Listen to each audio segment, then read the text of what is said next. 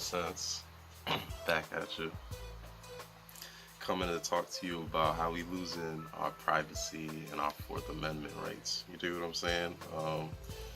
Been trying to get into the public consciousness, but it's hard when you're off the grid. I don't know what you want me to say.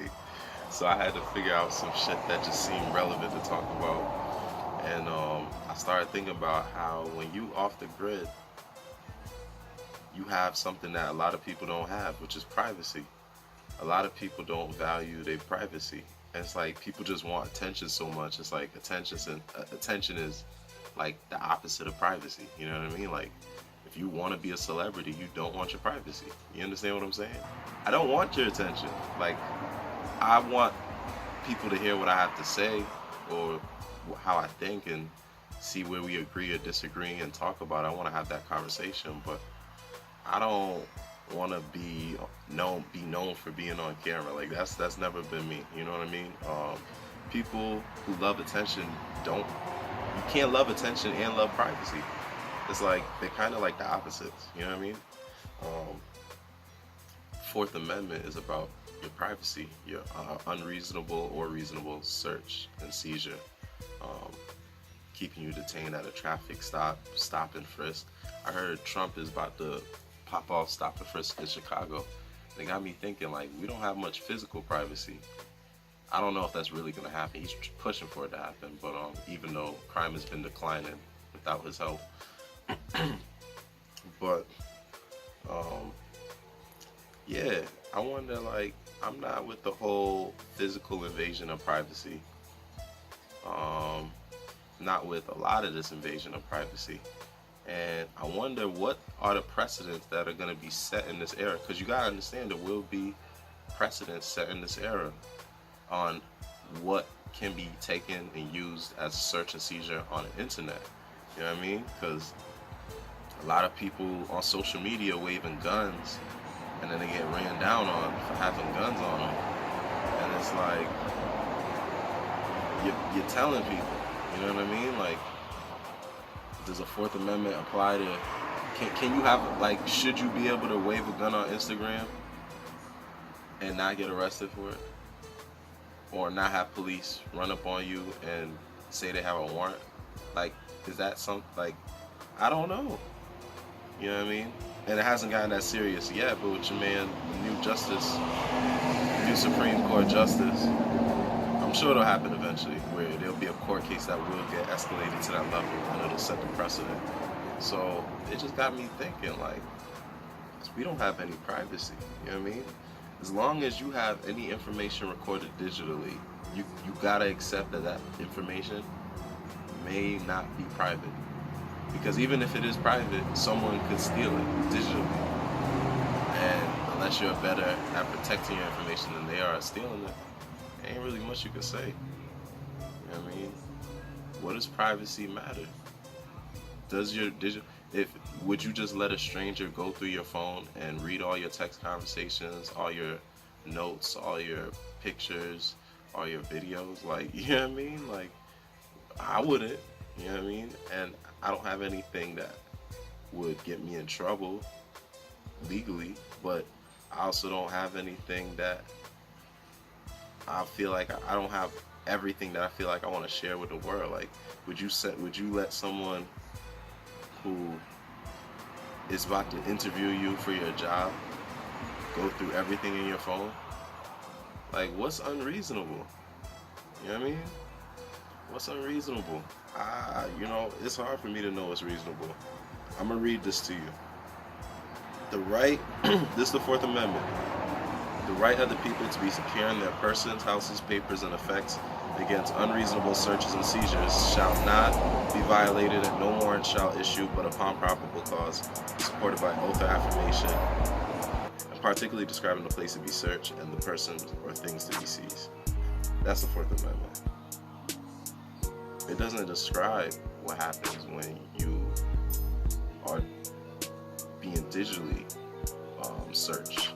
When we sign up for all these accounts, we agree to give away everything. So, like, should we be giving away everything? Just actually, it's like on the NCAA level. Should they be getting paid for being college athletes because they bring money to the colleges? Should social media users get paid instead of doing it for free? Yeah, facts. Yo, shouldn't we be getting paid just for having social media accounts and giving up our information? Like, we should be getting paid for this. Period. On some real shit. Yo, nigga, yo. Word. If you knew what you were gonna do on social media would be used against you, not just legally, but in any way, blackmail, bribery, ruin your relationship, you know what I mean, air you out to your family, your friends, just extortion, yeah, any of that. If you knew all of that, would you still have sent some of the text messages you sent on your phone, taken some of the pictures you took, sent some of the pictures you sent, wrote some of the things you wrote, shit, even some of the things you wrote and then deleted and you never sent? Would you still done some of that? Like, how comfortable would you feel if you knew your phone and all this information was public domain, automatically public, like by default public? How would you feel about like that? Because that's like the level of privacy we have, so it's kind of already there. It's just that it's not blatantly public, but your information is accessible to everyone. So if someone wants it, they can get it, and they will. And so, how much does that matter? You know, I think of privacy on like that stop and frisk type of level, because it's like that's physical invasion of privacy. But how much more, like, should people really be held liable for content that they produce on social media? How do you know it wasn't photoshopped or video edited? You know what I mean? Final Cut. How do you know that it wasn't fabricated, it wasn't a sketch, it wasn't a skit?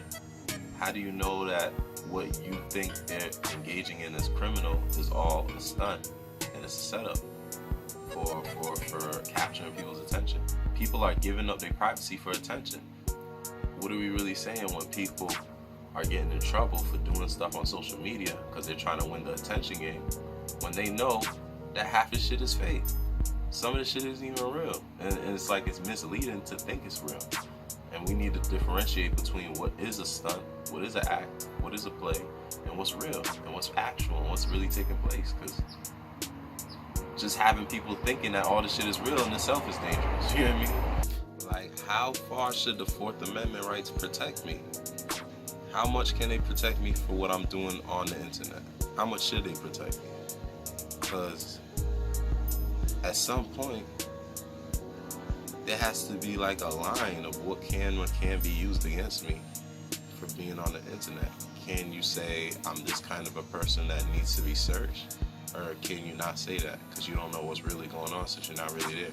What are the limitations of perceiving crime or criminal activity through the internet? Because the internet is a lot of people fronting. There's a lot of people pulling pranks. There's a lot of people doing video editing.